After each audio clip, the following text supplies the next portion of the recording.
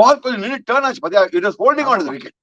Ball was not coming onto the bat. நான் நினைச்சா ball will come onto the bat. I think all of us misread the wicket. Of course, நாங்க ஸ்டுடியோல உட்கார்ந்து commentary பண்ணிட்டு இருக்கோம், அதனால wicket பார்க்காம சொல்ல. But actually ball did not come onto the bat.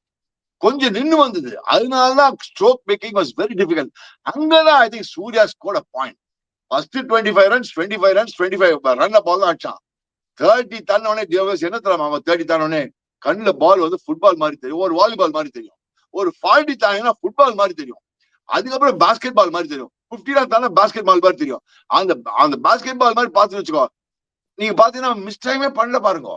ஒரு ஸ்டார் மிஸ்டேக் பண்ணனா எங்க இந்த மாதிரி மடக்கி ஸ்வீப்லாம் அடக்கி உடக்கி அடிச்சா என்ன பால் மாதிரி தெரியும் சீக்கா, 100 அடிச்ச அப்புறம் என்ன மாதிரி தெரியும். அதுக்கப்புறம் பாஸ்கெட் பால் எனக்கு தெரிய பாலே தெரியாது, எனக்கு பாஸ்கெட் பால் எனக்கு தெரிஞ்சு பிகஸ்ட் பால். எனிவே வாலிபால் சின்னது, ஏன்னா செய்யற கிரிக்கெட் பால் வாலிபால் சின்னதுன்னு சொன்னீங்க பாத்தியா இல்லையா? ஐயோ, வாலிபால் சைஸ் சின்னதுடா, football slightly bigger, basketball தான் பிகெஸ்ட் பால்ல. சோ ஃபர்ஸ்ட் வாலிபால் சைஸ் 30ல வாலிபால், 40ல ஃபுட்பால், 50ல பாஸ்கெட் பால்.